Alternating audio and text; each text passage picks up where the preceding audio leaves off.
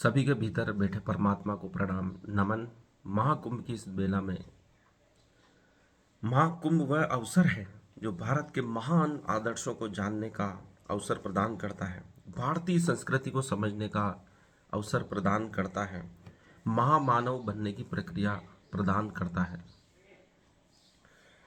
यही वे महान आदर्श हैं जिसने भारतीय संस्कृति को सदियों से बचाए रखा।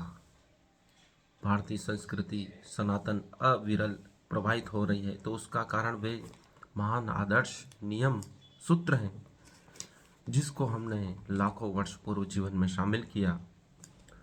कई संस्कृतियां विलुप्त हो गई लेकिन भारतीय संस्कृति बची हुई है तो उसका कारण ये सूत्र हैं, भारतीयों की जीवन शैली है, वे आदर्श हैं, वे नियम हैं जिसने हमको कठिन परिस्थितियों में भी, संघर्षों में, युद्धों में, आक्रांताओं से बचाए रखा।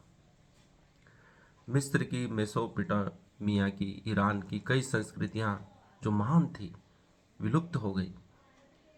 मेक्सिको में भी महान संस्कृतियां रहती थी, अमेरिका में रहती थी, मेसो अमेरिका में माया सभ्यता। इन सब के पतन का कारण आज तक वैज्ञानिक, भूगर्भ शास्त्री, पुरातत्वविद ढूंढ रहे हैं, लेकिन उनके जो महान आदर्श हैं और भारतीय संस्कृति के महान आदर्श हैं उनकी तुलना की जाना आवश्यक है कि कैसे भारतीय संस्कृति अविरल अविराम बहती रही है। लाखों वर्ष पूर्व वेदों में जो यज्ञ की बात की गई है वही बात हम आज भी करते हैं। त्रिकोणमिति के सूत्रों द्वारा वेदों में वर्णित यज्ञ भूमि का निर्माण, यज्ञ भूमि का चयन, यज्ञ मंडल का निर्माण, तंत्र सूत्र, त्रिकोणमिति आकृतियाँ, ज्यामितीय आकृतियाँ जो हम लाखों वर्ष पूर्व बनाए गए थे वही आज परंपरा में शामिल है। चोटी रखना, तिलक लगाना, ये हमारे सनातन परंपरा है जो लाखों वर्ष पूर्व से चली आ रही है। मिट्टी के पात्रों में पानी पीना, मिट्टी के पात्रों में भोजन बनाना, गुरुकुल परंपरा जो लाखों वर्ष पूर्व भी अस्तित्व में थी और आज भी हम वे परंपराएं हमारे दैनिक जीवन में शामिल पाते हैं। चावल की खीर, जौ का दलिया, ये सब लाखों वर्ष पूर्व हमारे ऋषि मुनि आविष्कृत कर गए थे। फल फ्रूट का महत्व, धोती पहनना, लंगोट धारण करना, ये सब परंपराएं लाखों वर्ष पुरानी हैं। और भी ऐसी कई परंपराएं हैं जिनको ऋषि मुनियों ने दैनिक जीवन में उतारा। इनको हम भूल कर भी नहीं भूल सकते हैं। व्रत उपवास के द्वारा हमारा शरीर स्वस्थ रहता है, वह वैज्ञानिक कारण जानते थे, लेकिन उन्होंने उसको धर्म से जोड़ा ताकि एक साधारण इंसान भी उस बात को समझ सके जिसको वैज्ञानिक दृष्टिकोण से समझाना बहुत कठिन होता है। सभी लोग वैज्ञानिक दृष्टि से नहीं समझ सकते, लेकिन हमारे ऋषि मुनि यह जानते थे कि प्रत्येक व्यक्ति को किसी बात को कैसे बेहतर तरीके से समझाया जा सकता है। उन्होंने उस चीज़ को जीवन शैली में उतारा। वेदों को समझने के लिए उन्हें पठन पाठन की परंपरा चालू की। ऋषि बोलते थे, साथ में शिष्य दोहराते थे। तो उसका कारण यह है कि बार बार कोई चीज़ आप दोहराते हो तो कभी न कभी समझ में आ ही जाती है और आसपास के लोग सुनकर आपकी गलतियों को सुधारते भी जाते हैं। तो एक सही चीज़ लाखों वर्षों से सनातन किसी को सिखाना बिना त्रुटि के, यह हमारी सनातन परंपरा के द्वारा ही सिद्ध हो सकता था। उसका वैज्ञानिक कारण कितने शोध से ऋषि मुनियों ने निकाला होगा कि कैसे जनमानस को सही चीज़ समझाई जाए। व्रत उपवास, यम नियम, रसोई में भी देख लें तो हमारे जितने भी मसाले हैं, औषधियाँ हैं, उनको दैनिक जीवन में हम खाते हैं तो कभी बीमार नहीं होंगे।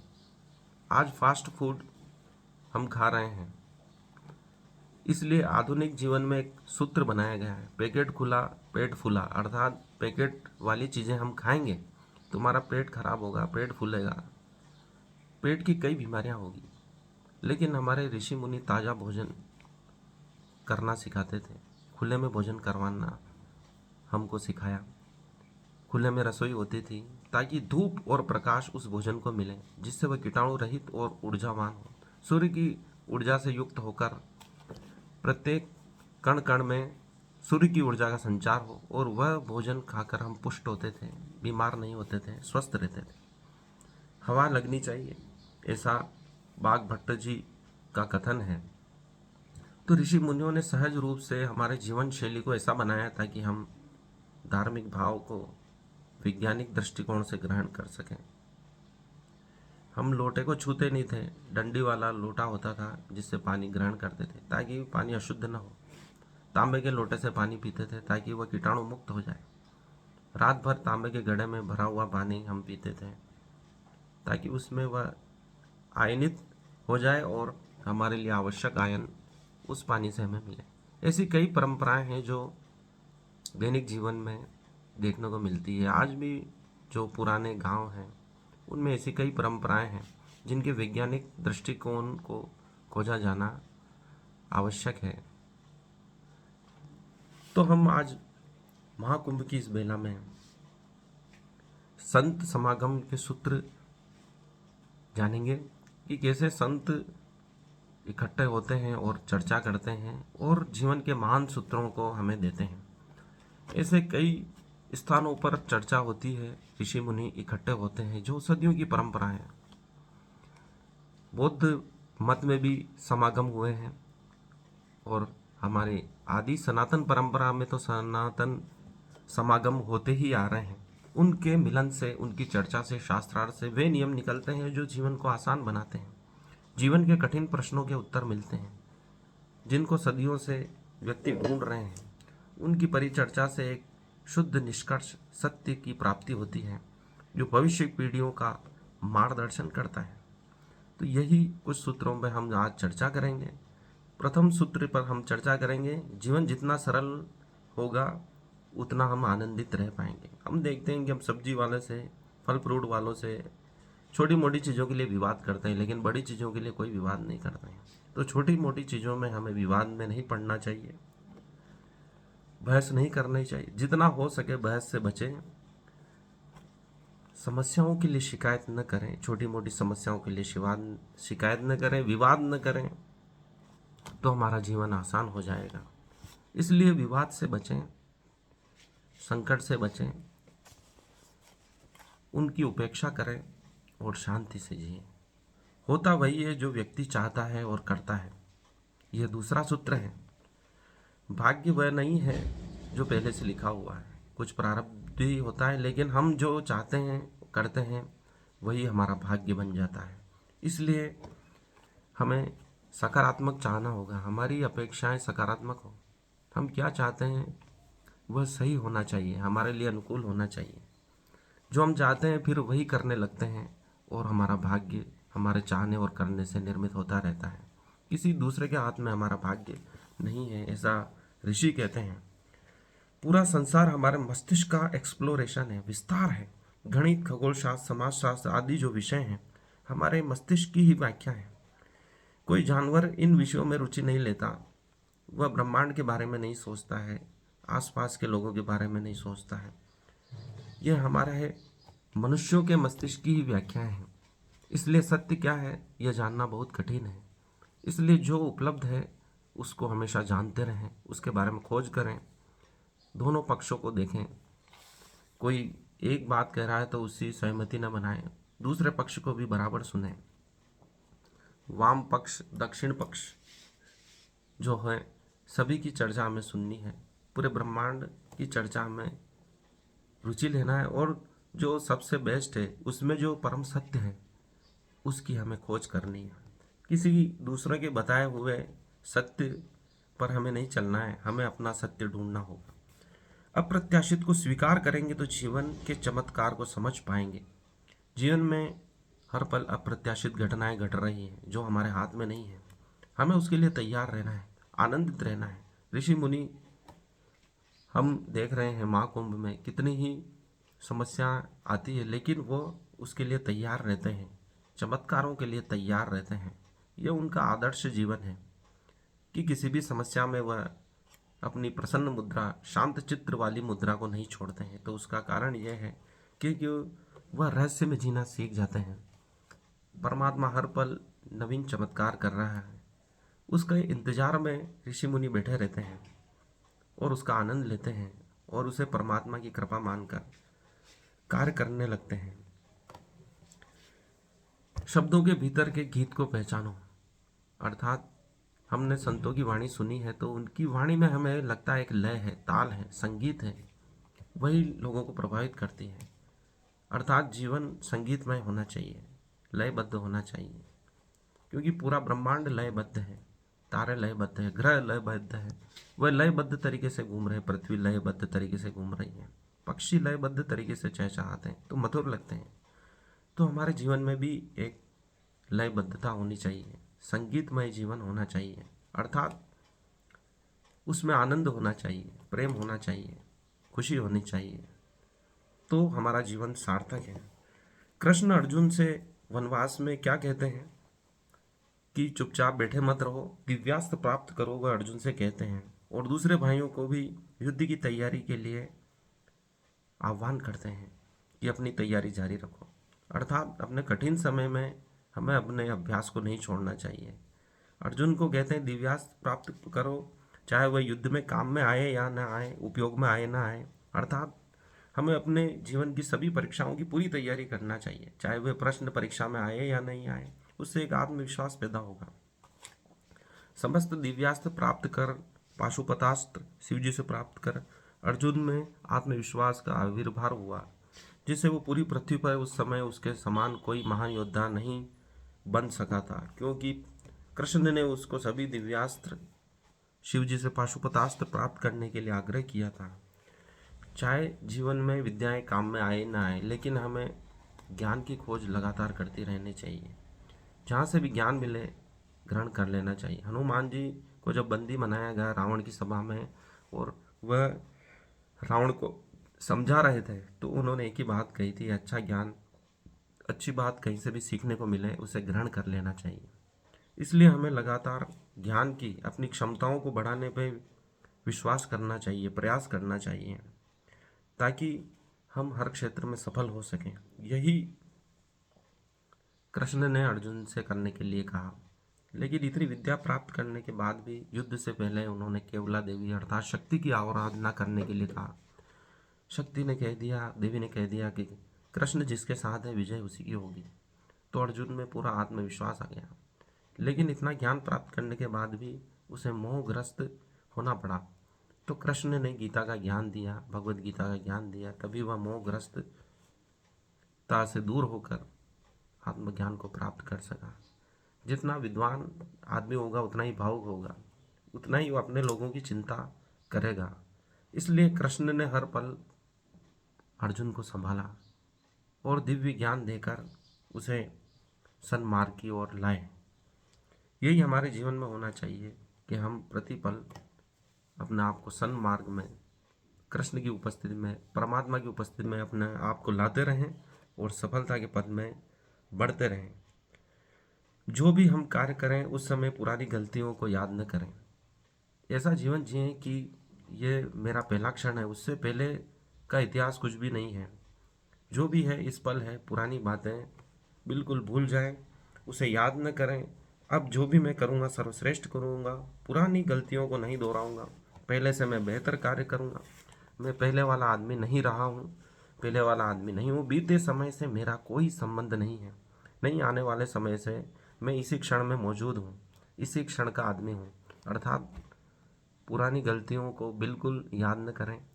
बिल्कुल आप एक नई शुरुआत कर रहे हैं ऐसा महसूस करें, क्योंकि ऋषि मुनि के अपने पुराने इतिहास को तिलांजलि दे देते हैं। अर्थात नागा साधु स्वयं का पिंडदान इसलिए करते हैं ताकि उनका पुराने इतिहास से कोई संबंध न रहे।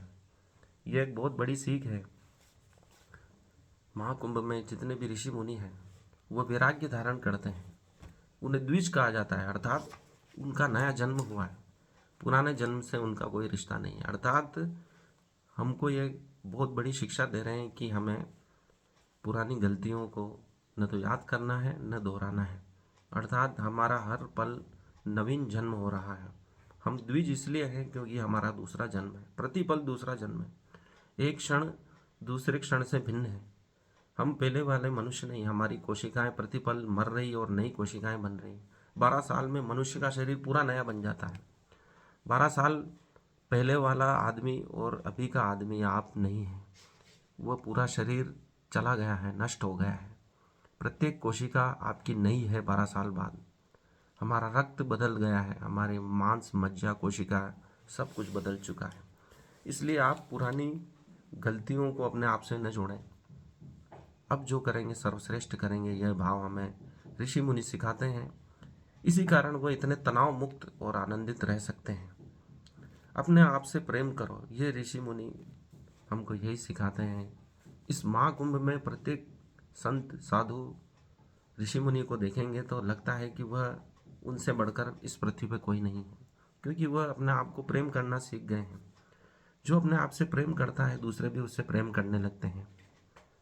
साधु संतों से लोग इतने आकर्षित क्यों होते हैं? क्योंकि वह स्वयं से प्रेम करते हैं। उनकी प्रत्येक बात मनोरम होती है, क्योंकि वह हर चीज को प्रेममय बना देते हैं। अपने प्रत्येक कार्य को ध्यानपूर्वक करें। अगर ध्यान नहीं लगता है फिर भी करें। बार बार अभ्यास करने से हम उस कार्य को सिद्ध कर पाएंगे, सफल हो पाएंगे। इसलिए चिंता न करें कि मेरा अभी इस समय मन नहीं लग रहा तो मैं ये कार्य नहीं करूँगा। जिस कार्य में मन न लगे, सबसे पहले उसी कार्य को करें। ऋषि मुनि कठिन से कठिन कार्य को करने का प्रण लेते हैं और उसे सिद्ध करते हैं। जो सबसे कठिन है सबसे पहले उसी को करते हैं, जिसमें मन नहीं लगता उसको पहले करते हैं। यही उनकी सफलता का रहस्य है। इसी कारण वो इतने बड़े बड़े तपस्या, हिमालय की ठंड को सहन कर पाते हैं और भीषण गर्मी में भी वह धूनी रमाकर तपस्या कर पाते हैं।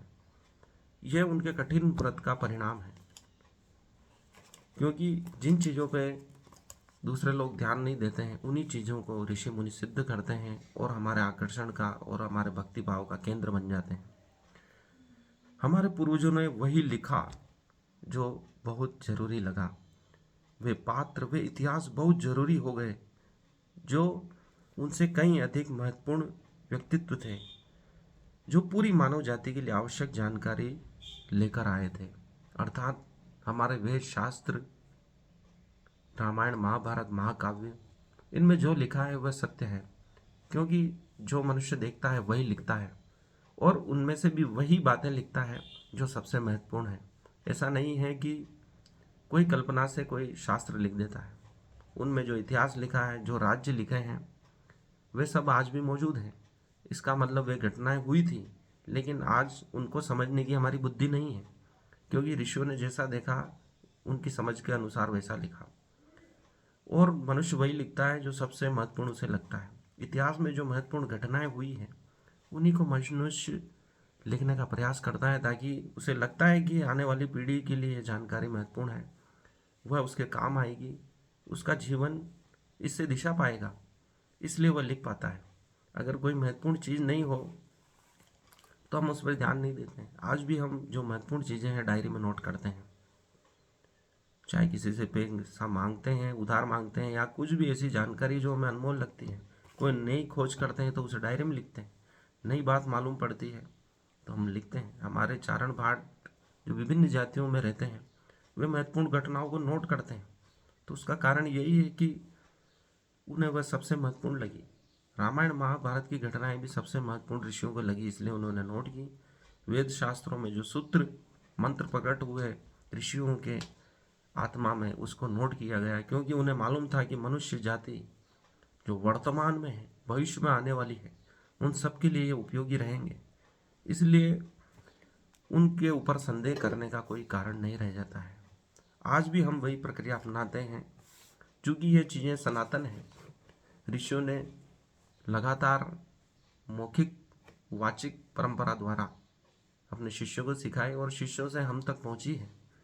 कृष्ण भी कहते हैं कि ये पहले ज्ञान मैंने किसी दूसरे को दिया और अब मैं तुम्हें दे रहा हूँ। अर्थात वह परंपरा अविरल है, टूटने नहीं दी गई है। आज भी लोक कथाएं गाँव में, शहरों में व्याप्त हैं। तो इसका तात्पर्य है कि वे कथाएं सत्य थी, इसलिए पीढ़ी दर पीढ़ी उनको सुनाया गया, याद रखा गया, ताकि हम उन चीज़ों को भूलें नहीं, उस इतिहास को नहीं भूलें जो पूर्व में बहुत महत्वपूर्ण था और आज भी वह नई पीढ़ी के लिए आवश्यक है। इसलिए सनातन परंपरा में महाकुंभ की इस बेला में वे चर्चाएं हो रही है और हमारे लिए महत्वपूर्ण अवसर है कि हम इस महान संस्कृति को समझें और इस परंपरा को आगे बढ़ाएं और अपनी संस्कृति पर गर्व करना सीखें। अज्ञात में जियो, बिना विचारे, बिना तनाव के हमें जीवन जीना ऋषि मुनि सिखाते हैं, जैसा कि इस महाकुंभ में भी देखने को आ रहा है। जब जैसा हो जाए वह ठीक है, उसके बारे में ज़्यादा चिंता न करें। कोई बिना गलती के भी परेशान करे तो क्या करना चाहिए? तो ऋषि मुनियों का कथन है, पहले तो बिना गलती के कोई परेशान नहीं कर सकता, हमें करे तो मौन रहें, उसका आनंद लें, सहन करना सीखें। पूर्व हो सकता है पूर्व जन्म में कोई अपराध किया हो, गलती की हो, उसकी सज़ा हमें मिल रही हो, क्योंकि कर्म फल सूक्ष्म है, या उसमें भी तुम्हारी कोई भलाई है। कोई भी हमारी बुराई करता है, परेशान करता है, अपमान करता है, तो उसमें सकारात्मक भाव हमें रखना चाहिए कि भाई हो सकता है हमारी भलाई के लिए किया हो। अपमान से तुलसीदास बने, रामचरितमानस का उन्होंने लेखन किया, जो आज भी हिंदू समाज में प्रत्येक घर में महत्वपूर्ण ग्रंथ माना जाता है, महाकाव्य माना जाता है।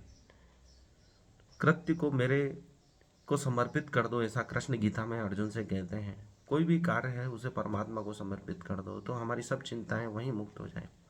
पहले से तय मत करो कि तुम उस समय क्या कहोगे।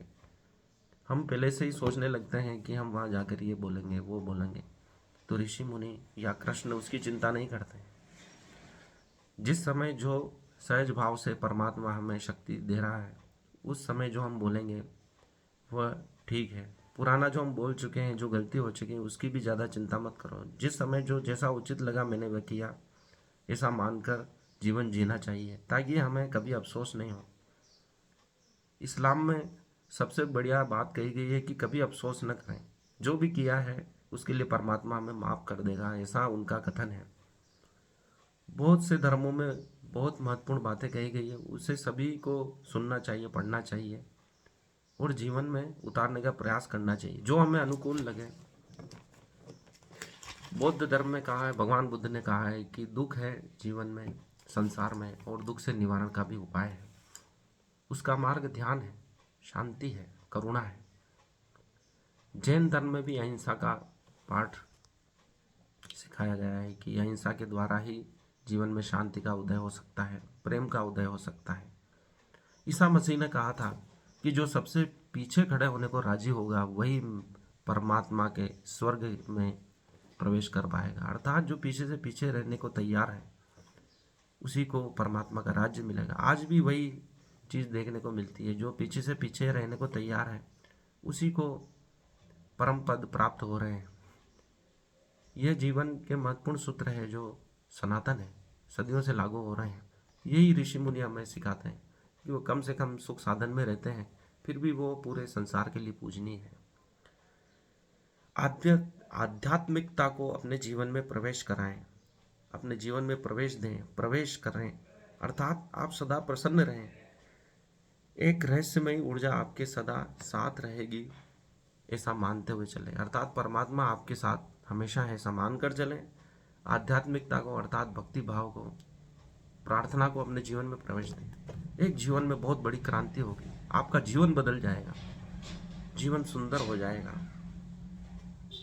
क्योंकि परमात्मा को साथ में लेने से, जैसा कि कृष्ण भी मामेकम शरणम व्रज कह रहे हैं, अर्थात मेरी शरण में आ जा, अर्थात भक्ति भाव में डूब जा, करुणा में डूब जा, प्रेम में डूब जा, विनम्रता में डूब जा, अर्थात परमात्मा की शरण में आ जा, तो आपकी सभी चिंताएं परमात्मा ले लेगा। आपको चिंतित होने की ज़रूरत नहीं। आप जो भी करेंगे परमात्मा को समर्पित होकर करेंगे, आपके सभी दुख परमात्मा ले लेगा, आपकी गलतियां भी ले लेगा, आपकी सुविधाएं भी ले लेगा, आपकी खुशियां भी ले लेगा, आपके सही काम भी ले लेगा। आप किसी में भी शामिल नहीं हो, सब काम परमात्मा के हैं, परमात्मा ही करवा रहा है, ऐसा मान के चलने से हम सभी चिंताओं से मुक्त हो जाते हैं।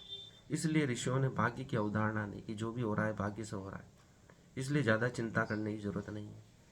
हम सोचते हैं कि सब कुछ हम कर रहे हैं और चिंतित रहते हैं, पुरानी गलतियों के बारे में सोचते रहते हैं कि ये नहीं करता तो ये ऐसा हो जाता, वो नहीं करता तो वैसा हो जाता। नहीं नहीं, बहुत सारी चीज़ें हमारे हाथ में नहीं होती हैं, इसलिए दुखी होना भी हमारे लिए उचित नहीं है। ये ऋषि मुनि सिखा रहे हैं। लेकिन इस चर्चा के अंतिम दौर में, अंतिम पड़ाव में ऋषि मुनि हमें कहते हैं कि काम पूरा करके ही हमें सोना चाहिए। आज जो हमने तय किया है वे काम जो आज हमें करने थे उसे पूरा कैसे भी करें, तब तक न सोएं जब तक वे पूरे ना हो जाएं। यदि आपने सोचा ये अखबार पूरा पढ़ूंगा, इस पुस्तक के 5 पन्ने आज पढ़ूंगा या ये काम पूरा करूंगा तो उसे करके ही सोएं, क्योंकि अगर आप ऐसा नहीं करते हैं तो कई रोज के काम इकट्ठे होते जाएंगे और आपकी चिंता बढ़ती जाएगी। इसलिए जो आज आपने संकल्प लिया है उसे रात को सोते समय डायरी में नोट करें और सुबह उठते ही उन कामों को पूरा करने में लग जाएं, तो आपका जीवन आज से ही आनंदमय होना प्रारंभ हो जाएगा, ऐसा ऋषि मुनि कहते हैं। इस महाकुंभ की बेला में, इस महान उत्सव में सनातन संस्कृति की चर्चा आवश्यक थी, क्योंकि इसी संस्कृति के बल पर हम आज गौरवमय क्षण में जी रहे हैं और पूरा विश्व सनातन परंपरा के सूत्रों की खोज में लगा हुआ है कि कैसे इनसे अधिक से अधिक लाभ उठाया जा सके।